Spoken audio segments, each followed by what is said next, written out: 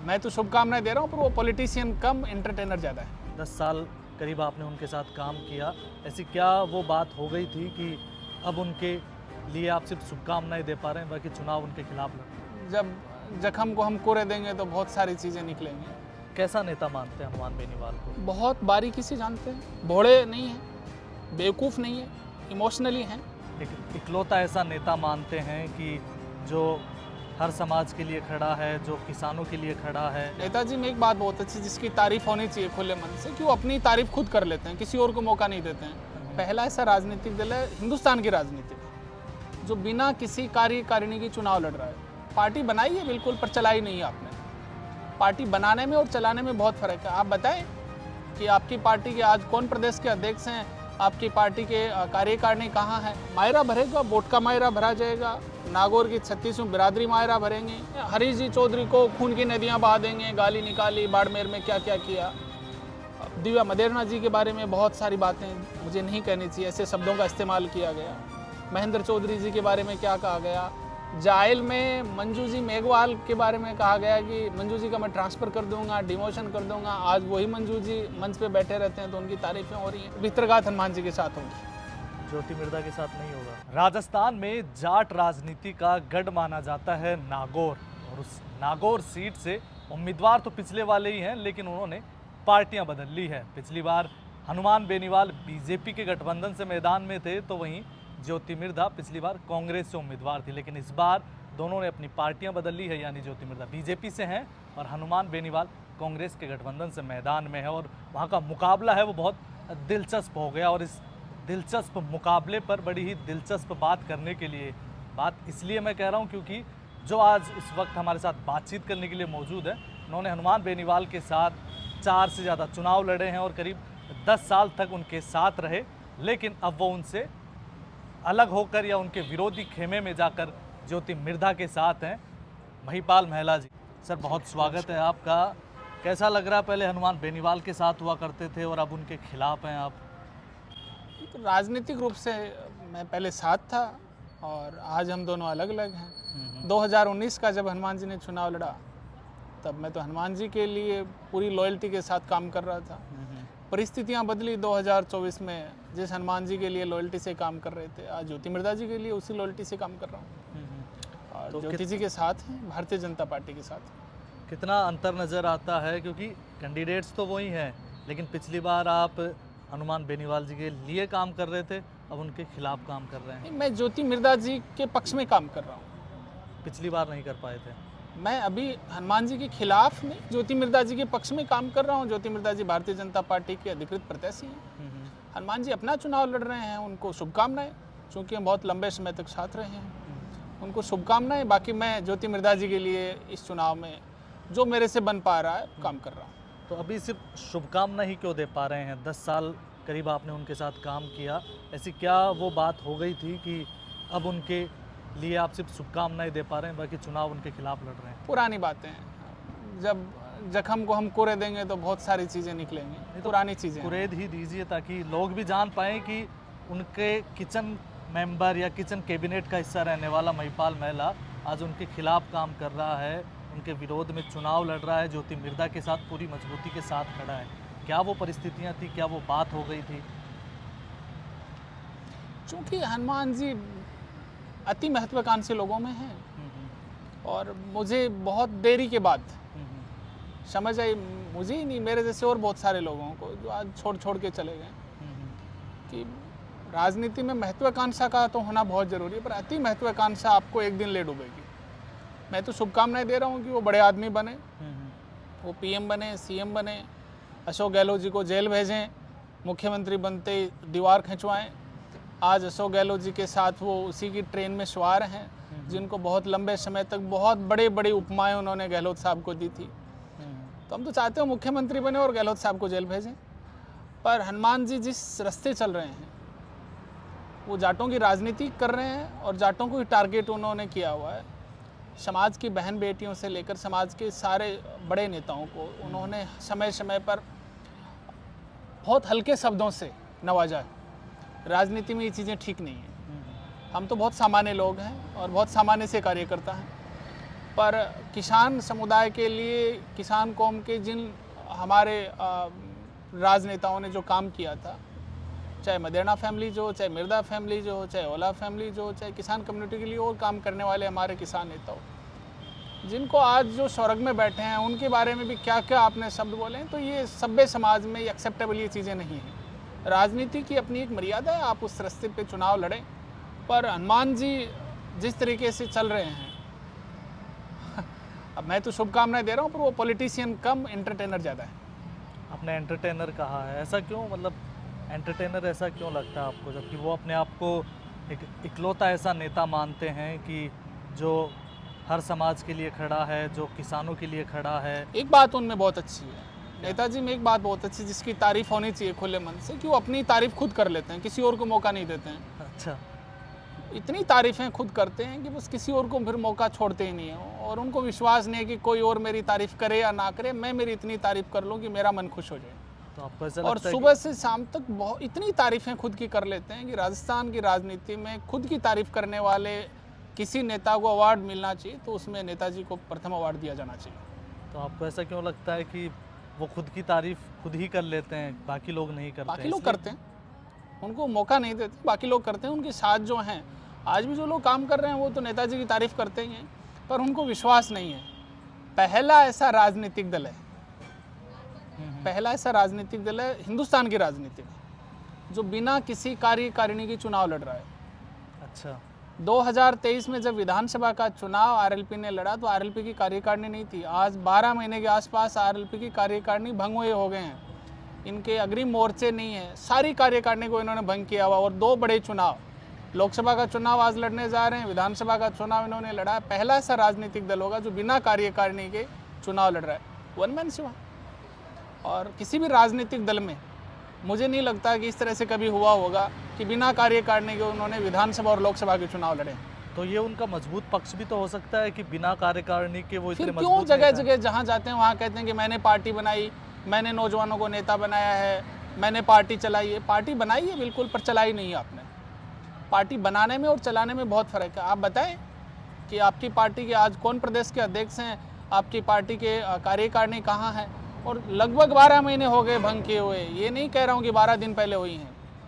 और 2 आपने बड़े चुनाव लड़ लिए। पार्टी बनाने में और चलाने में बहुत फ़र्क है, चलाई नहीं है, बनाई ज़रूर है। उनका कहना है कि उनके बनाए हुए उम्मीदवार बेनीवाल आज कांग्रेस के कैंडिडेट है, जो रेवतराम डांगा जिन्होंने उनके खिलाफ चुनाव लड़ा वो उनके बनाए हुए हैं। तो भले ही वो उनके साथ नहीं है, लेकिन ये लोग बनाए हुए उन्हीं के हैं। उनमें हनुमान जी का भी योगदान रहा है, तो उनकी खुद की काबिलियत भी थी। हनुमान जी ने जीरो से उठा के उनको नेता नहीं बनाया, उनकी खुद की अपनी योग्यता थी। हाँ, मानते हैं हनुमान जी को उसमें मजबूत सहारा रहा है, पर हनुमान जी ने 20% दिया है तो 80% उमेदाराम जी हों, चाहे रेवंत राम जी हों, चाहे और नेता हैं, सबने काम किया है, पार्टी के लिए किया है, हनुमान जी के लिए किया है, संगठन में वो एक्टिव रहे हैं। तो सब कुछ हनुमान जी ने दिया है, ये बात तो सिर्फ मिथ्या है। ये तो पॉलिटिक्स तो गिव एंड टेक पे चलती है। हनुमान जी ने भी उनकी मदद की है, तो उन लोगों ने भी हनुमान जी के लिए दिन रात एक करने का काम किया था। थोड़ा नागौर की राजनीति पे बात कर लेते हैं। बड़ा एक प्रचलित शब्द है वहाँ का, मायरा। तो किसका भरने जा रहा है? क्या कांग्रेस और आरएलपी मिलकर भर पाएंगे मायरा ज्योति मिर्धा? मायरा तो नागौर की जनता भरेगी। मायरा बहुत पवित्र शब्द है और हमारे भाइयों ने मायरा शब्द का उपहास उड़ाया है। चूँकि नागौर का मायरा पूरे हिंदुस्तान में बड़ा पवित्रता के साथ नागौर के मायरे की चर्चा होती है, और हमारे नौजवान भाई उसको उपहास के रूप में लेके चल रहे हैं, जो चीज़ें ठीक नहीं हैं। और मायरा भरेगा, वोट का मायरा भरा जाएगा, नागौर की 36वीं बिरादरी मायरा भरेंगी, नागौर के नौजवान, बुजुर्ग, महिलाएं सारे मायरा भरेंगे और बहुत अच्छे से ज्योति मिर्धा जी के पक्ष में मतदान होगा। आप इस बात को रिकॉर्ड कर लेना। 4 तारीख को जब परिणाम आएंगे 4 जून को, तो हनुमान जी लगभग 1,80,000 वोटों से 2019 में चुनाव जीते थे, उससे कहीं ज़्यादा वोटों से ज्योति मिर्धा जी सांसद बनेंगे। तो सांसद बनेंगी, लेकिन वो जो एक बातें चल रही हैं कि ज्योति मिर्धा सांसद बनकर संविधान बदलेगी, नहीं, ऐसा किसने कहा है? हनुमान बेनीवाल का ये आरोप है, सोशल मीडिया पर वो वीडियोस वायरल हो आरोप रहे हैं। लगाना एक अलग चीज़ है। वहाँ मुझे नहीं लगता कि उनके आरोपों में कोई आधार होगा। ज्योति मिर्धा जी एक सामान्य चर्चा कर रहे थे, और संविधान में संशोधन की बात करें तो संविधान में कोई पहली बार संशोधन थोड़ी हो रहा है। संविधान में 109 संशोधन हो चुके हैं और संविधान ऐसे कैसे बदला जाएगा। ज्योति मिर्धा जी की सामान्य चर्चा थी, उसको हनुमान जी ने एक अलग रूप देने का काम किया है कि विशेष रूप से शेड्यूल कास्ट के भाइयों का जो वोट है वो हनुमान जी के पक्ष में मजबूती से पड़े, क्योंकि वो हनुमान जी डाइवर्ट करने में बड़े माहिर हैं। तो वो तो हनुमान जी सिर्फ राजनीतिक फायदे के लिए ज्योति मिर्धा जी को टारगेट करके और इस तरह की एक भ्रामक पूरे नागौर में उन्होंने प्रचार करवाया, बाकी ऐसा कुछ नहीं है। हम तो दलितों के साथ खड़े हैं। दलित भाई हमेशा आज़ादी से लेकर अब तक किसान समुदाय के साथ रहे हैं, साथ काम किया।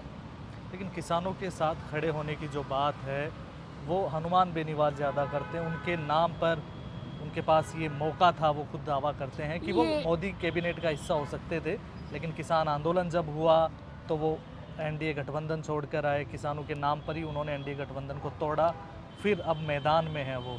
मोदी का साथ उन्होंने किसानों के नाम पर छोड़ा और ज्योति मिर्धा ज्वाइन होने से पहले तक मोदी तक का विरोध करती थी। आप भी उनका विरोध किया करते थे, लेकिन अब आप उनके साथ हैं। मैं विरोध बिल्कुल करता था, हनुमान जी के साथ थे, बिल्कुल विरोध करते थे, पर एक विरोध की भी एक मर्यादा होती है, एक सीमा होती है।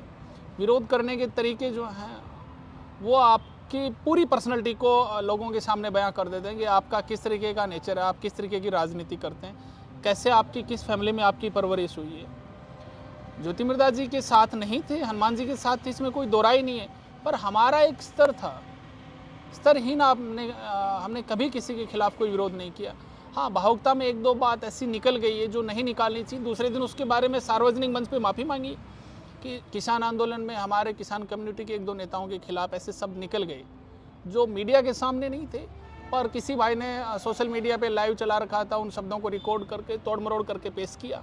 तो सार्वजनिक रूप से हमने माफ़ी मांगी है। ह्यूमन नेचर है, कई बार ऐसे शब्द निकल जाते हैं, पर बार बार आप ऐसे शब्दों को दोहराते हो, इसका मतलब आपकी उनके प्रति मानसिकता ठीक नहीं और बहुत घृणित मानसिकता के आप शिकार हैं। हनुमान बेनीवाल की मानसिकता को लेकर आपने बात की, आप लंबे टाइम तक उनके साथ रहे। मैं तो उनकी मानसिकता पे कोई सवाल खड़ा नहीं कर रहा हूँ, मैं उनकी पॉलिटिकल स्टाइल की बात कर रहा हूँ। कैसी स्टाइल है उनकी? उनकी स्टाइल तो पूरा प्रदेश जानता है कैसी स्टाइल है। आप साथ उनकी गाड़ी में 2 गियर है। अच्छा। एक रिवर्स गियर और एक फ्रंट गियर है, जबकि गाड़ियों में किसी में 5 गियर हैं, किसी में 6 गियर हैं, कई आजकल ऑटोमेटिक आ रही हैं उनमें भी गियर हैं, ऑटोमेटिक डल जाते हो। किसी के बारे में इतने अनाप शनाप आप बोल जाते हो, इतनी अभद्र भाषा में आप बोल जाते हो, और फिर आपके पास तो 2 गियर हैं, तो आगे आप इतने आगे चले गए तो तुरंत आप न्यूट्रल करके उतने ही आप पीछे आ जाओगे। पर आपके जो इमोशनली रूप से जो कनेक्टेड आपके प्रशंसक हैं, जो आपके वेल विशर हैं, आपने महेंद्र चौधरी जी को आपने बहुत भयंकर रूप से आपने टारगेट किया, गालियाँ निकाली और इतनी अभद्र भाषा का इस्तेमाल किया परिवार को, खुद को, कि बहुत हल्के शब्दों का। तो हनुमान जी ने तो 1 मिनट में बैक गियर डाल लिया कि कल की बातें छोड़ो, आज हम एक हैं। पर उनके जो इमोशनली रूप से कनेक्टेड समर्थक थे, जिन्होंने हनुमान जी के कहने के बाद महेंद्र चौधरी जी को खूब सारी गालियाँ निकाली, वो तो नहीं बदल पा रहे हैं। उनका तो खुद का ज़मीर है, वो तो सुबह किसी को गाली निकाल के शाम को उसके घर पे डिनर पे नहीं जा सकते। अब आप हो, आप किसी को फौजमार कप्तान कह के आप उसकी शाम को जो है बड़ी तारीफ़ें कर सकते हो। आप राहुल गांधी को पागल कह के महिलाओं के बाथरूम में घुस गए, पागल हैं। दिव्या मदेरना जी के लिए क्या क्या कहा गया, शादी कर लेनी चाहिए, बूढ़ा हो गया, जो बातें थी। अशोक गहलोत जी की जादूगरी ख़त्म कर दी और आज वही लोग आपके लिए सम्माननीय हो गए। तो आपके जो प्रशंसक हैं, जो आपके वेल विशर हैं, उन्होंने तो आपको देख के और उसी रफ्तार में गालियाँ निकाली। आप यू टर्न ले सकते हो, आपके बैक गियर है, बाकी आपके प्रशंसक तो उस रफ्तार से बैक गियर नहीं डाल सकते। तो ये चीज़ें जिसमें आपको वापस यू टर्न लेना पड़े, राजनीति में सारी चीज़ें रिकॉर्डेड हैं, तो वो ठीक नहीं है। आपके इतने प्रशंसक थे कि जिन्होंने हरीश जी चौधरी को खून की नदियाँ बहा देंगे गाली निकाली, बाड़मेर में क्या क्या किया। दिव्या मदेरना जी के बारे में बहुत सारी बातें मुझे नहीं कहनी चाहिए, ऐसे शब्दों का इस्तेमाल किया गया। महेंद्र चौधरी जी के बारे में क्या कहा गया। जायल में मंजू जी मेघवाल के बारे में कहा गया कि मंजू जी का मैं ट्रांसफ़र कर दूंगा, डिमोशन कर दूंगा। आज वही मंजू जी मंच पे बैठे रहते हैं तो उनकी तारीफ़ें हो रही हैं। तो मंजू जी और हनुमान जी के बीच में सामंजस्य हो सकता है, वो दोनों पॉलिटिशियन हैं, पर जो इमोशनली कनेक्टेड मंजू जी के समर्थक और हनुमान जी के समर्थक हैं, उनमें नहीं हो सकती वो चीज़ें।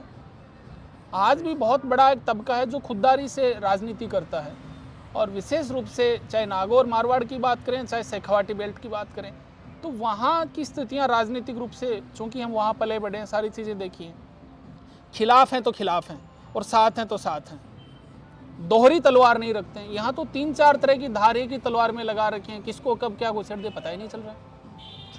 तो आप काफ़ी सालों तक उनके साथ रहे, बहुत अच्छा आपने उनका साथ निभाया, चुनाव भी लड़वाया आपने, चाहे 2013 का हो, 18 नहीं, का मैं हो, तो कोई लड़वाने वाला नहीं हूँ, मैं बहुत सामान्य और अदना सा आदमी हूँ। हम्म। बहुत सामान्य घर में मेरी परवरिश हुई है, बहुत बड़ा मेरा पॉलिटिकली बैकग्राउंड नहीं है। मैं ये नहीं कहता हूँ, ना मैं कोई बहुत बड़ा नेता कि मैंने चुनाव लड़ा है, पर मैं तिनका पर भी मेरा सहयोग रहा है तो सहयोग रहा। 2013 में जब हनुमान जी ने इंडिपेंडेंट चुनाव लड़ा, तब मेरे से जो बन पाता मैंने किया। 2018 में पार्टी बनी, पार्टी के सिंबल पे चुनाव लड़ा, जो बन पाता वो किया। 19 में अलायंस में लड़ा, जो बन पाता किया। 19 में आदरणीय नारायण जी ने चुनाव लड़ा, जो बन पाता वो किया। अब आप खुद की इतनी तारीफें कर लेते हो, 2013 से तो मैं सुन रहा हूँ, मैं नहीं, ऑन रिकॉर्ड सारी चीज़ें हैं कि 15 साल से मैं मंत्री पद को ठोकर मार रहा हूँ। अरे भाई, आप 2008 में तो पहली बार विधायक बने हो, 2013 में आपको 5 साल विधायक बने हुए थे, 15 साल से कहाँ से मंत्री पद को आपने ठोकर मार दी? पहली दफ़ा 2008 में आपको एमएलए की टिकट मिली है और एमएलए बने हो आप। बीजेपी की टिकट इनको 2008 में पहली बार मिली थी, तो 2013 में ये इन्होंने 2013 में ये कहना स्टार्ट कर दिया था कि मैं तो 15 साल से मंत्री पद के ठोकर मार रहा हूँ। तो ये चीज़ें पचती नहीं है। हो सकता है कि कुछ समय के लिए आप अच्छे से एंटरटेनमेंट कर लो, लोगों को हंसा लो, किसका किसके साथ क्या संबंध है वो सारी चीज़ें आप जोड़ लो, पर देर सवेर जनता है सब जानती है। जनता है सब जानती है। अब मेरा सवाल ये कि आप कितना क्या जानते हैं, काफ़ी साल साथ रहे, कैसा नेता मानते हैं हनुमान बेनीवाल को? बहुत बारीकी से जानते हैं, भोले नहीं हैं, बेवकूफ़ नहीं है, इमोशनली हैं, और हनुमान जी के साथ थे, साथ रहे तब तक बहुत लॉयल्टी से रहे। जो कमियां हैं, मैं तो ऐसी बातें जो जनता को बतानी चाहिए वो बातें जनता के बीच में रखते हैं, पर बहुत सारी ऐसी चीज़ें, साथ रहते हो तो आपको कमजोरी क्या है, अच्छाई क्या, सारी चीज़ों का पता लग जाता है। और बहुत सारी ऐसी चीज़ें हैं जो नहीं कहनी चाहिए, वो कभी नहीं कहूँगा। उसकी एक गरिमा है, वो गरिमा सदा बना के रखेंगे, चाहे वो कितनी गालियाँ निकालें। उनकी जो कमजोरियाँ हैं, जो पब्लिकली कहनी चाहिए, एक सीमा तक सिर्फ वही कहेंगे। बहुत सारी ऐसी चीज़ें जो राज हैं उसको राज रखेंगे, ताजीन रखेंगे, कभी नहीं कहेंगे। तो आपको छोड़ने के बाद आपको भी गालियाँ पड़ी? वो तो मैं क्या, वो तो सबको ही पड़ती हैं। वहाँ कोई ये नहीं है कि आपको कम मेरे को ज़्यादा, वो सबको पड़ती हैं। और जो छोड़ के गए हैं सबको पता है कि उन्हें, हो सकता है कि किसी की मात्रा गालियों की ज़्यादा हो, किसी की कम हो। और जो छोड़ के जा रहे हैं उनसे आप कभी व्यक्तिगत आप चर्चा करना, पर जो इमोशनली कनेक्टेड हैं आज भी हमारे भाई, जो बहुत हल्के शब्दों का प्रयोग करते हैं, वो ठीक नहीं है। क्या पता किस मोड़ पे कौन कब वापस एक हो जाए, ये भी भरोसा नहीं है राजनीति का। किसी का कोई भरोसा नहीं है राजनीति में, मैं यही तो कह रहा हूँ। तो इतने आप हल्के शब्द ना बोलो किसी के खिलाफ कि जब आप एक जगह बैठो तो फिर आपको आपस में शर्म आ जाए। जैसे महेंद्र जी के बारे में आपने बोला, अशोक गहलोत जी के लिए आपने बोला, मंजू जी के लिए आपने बोला, और बहुत सारे नेताओं के, कांग्रेस नेताओं के लिए आपने बोला, राष्ट्रीय नेतृत्व के लिए आपने बोला, और आज आप उन्हीं के साथ बैठ के जब गलबैयाँ कर रहे हो तो कहीं ना कहीं एक आपको अंदर से एक आवाज़ तो आती है कि आज से 1 महीने पहले ये वही कांग्रेस पार्टी के नेता थे जिनको हमने क्या क्या शब्दों से नवाजा था। तो वो ठीक नहीं है। तो थोड़ा और नागौर की राजनीति पे बात करें तो चुनाव प्रचार में हैं, आप जा रहे हैं? बिल्कुल जा रहे हैं, जो बन पा रहा वो कर रहे हैं, तो क्या और ज्योति मिर्धा जी के लिए पूरा प्रयास कर रहे हैं। क्या स्थिति नज़र आ रही है? चुनाव 2019 में हनुमान जी 1,80,000 लगभग वोटों से चुनाव जीते थे। ज्योति मिर्धा जी जिस दिन नतीजे आएंगे आप देख लेना, उससे ज़्यादा वोटों से चुनाव, उससे ज़्यादा वोटों के मार्जिन से चुनाव जीतेंगे और नागौर की सांसद बनेंगे। तो क्या जो हनुमान बेनीवाल के साथ लगे हुए जो नेता हैं, चाहे वो महेंद्र चौधरी हो, रामनिवास गावड़िया हो, मुकेश भाकर हो जी, जाकिर गैसावत गैसावत जी हों, या फिर जो बाकी के सारी मंजू कांग्रेस पार्टी, मेघवाल जी हों, ये जो अपने उन विधानसभा क्षेत्रों के एक प्रतिनिधि रहे हैं, वो उतने मन से नहीं लगे हुए या उनका उतना असर नहीं रहने वाला है? तो मैं कैसे कह सकता हूँ, वो मन से है नहीं है, पर भीतरगात हनुमान जी के साथ होगी। ज्योति मिर्धा के साथ नहीं होगा? कैसे होगी? ज्योति मिर्धा जी ने किसी का बुरा किया ही नहीं है। लेकिन आई तो वो भी कांग्रेस से है ना, बीजेपी से तो है नहीं। मैं कह रहा हूँ व्यक्तिगत किसी का बुरा नहीं किया ज्योति मिर्धा जी ने। एक वो देसी गांव में कहावत है कि न्योते जो है ना, वो लोग 21 डालने का प्रयास करते हैं, तो आपके जो न्योते डाले हुए हैं उन न्योतों को तो अब न्योते डालने का टाइम आ गया। तो जिन जिन के लिए आपने न्योते डाले हैं वो तो 21 न्योते डालेंगे ना। तो वो सब लोग इस बार इस चुनाव में अपना ज्योति मिर्धा जी के बारे में 10 लोग ये नहीं कह सकते कि जब ये पावर में थे इन्होंने 10 लोगों का बुरा किया है। नेताजी के लिए सैकड़ों हजारों लोग ऐसे मिल जाएंगे कि आप जब सत्ता के नशे में मदहोश थे, सत्ता के साथ आप थे, तब आपने व्यक्तिगत रूप से किस किस का बुरा करने का काम किया है, और वो सारी चीज़ें चुनाव में निकल के आएंगी। लेकिन कहते ही है ना कि वो तो भले ही सत्ता में रहे या फिर सत्ता वाली पार्टी से उनका गठबंधन रहा, लेकिन उस सत्ता का आनंद नहीं ले पाए कि उन्होंने हमेशा मंत्री पद क्या ठुकराया। आनंद लेंगे अशोक गहलोत? मैं ये कह रहा हूँ 5 साल कांग्रेस पार्टी की सरकार थी, अशोक गहलोत जी का पूरा आशीर्वाद हनुमान जी पे था। अशोक गहलोत जी आउटराइट हनुमान जी की हर तरीके से मदद करते थे। 5 साल पूरा सत्ता में रहते हुए आपने सत्ता जैसा आनंद लिया है, ठीक है ना। उससे पहले 5 साल जब थे तब शुरू के 2-3 साल आप निकाल दो तो आपने भारतीय जनता पार्टी में बहुत सारे नेताओं से आपके व्यक्तिगत संबंध थे, उनको आपने सेट कर रखा था। आपके काम तो कभी अटके नहीं है। चैलेंज आपने जो किया है, चैलेंज तो अभी हुआ है ना, असली मुकाबला तो अब सामने है। ज्योति मिर्धा वर्सेस हनुमान बेनीवाल। ज्योति मिर्धा जी से भी और भारतीय जनता पार्टी को भी आपने चैलेंज किया हुआ है, और जनता जिसको चाहती है लोकतंत्र में तो वही नेता बनता है। पर मैं तो ये कहता हूँ कि हनुमान जी को जितना वैक्यूम मिला, और जाट राजनीति में हनुमान बेनीवाल जी जैसा नेता जिसको राजस्थान की राजनीति में मतलब अब तक इतिहास में हम याद करें तो इतना प्यार नौजवानों ने किसी को नहीं दिया होगा। पर उसके बाद भी आप समाज की और विशेष रूप से जाट कम्युनिटी ने सर आँखों पे बैठा के रखा, और आप उसी कम्युनिटी को टारगेट करते हुए बहन बेटियों के बारे में जिस तरीके के अच्छे शब्दों का इस्तेमाल करते हो, तो पूरा समाज देख रहा है। कोई बोल रहा है, कोई चुपचाप उस बात को समय आएगा तब जवाब देगा, इस बात के साथ जो है वो एनालिसिस करके रख रहा है। पर पूरे समाज ने इस बात को देखा। अब रिचपाल जी मिर्धा के बारे में कहते हैं नेताजी कि रिचपाल मिर्धा समाज की इमेज खराब कर रहा है, और मर्यादा पुरुषोत्तम हनुमान जी ने दिव्या मदेरणा जी के लिए क्या क्या बोला।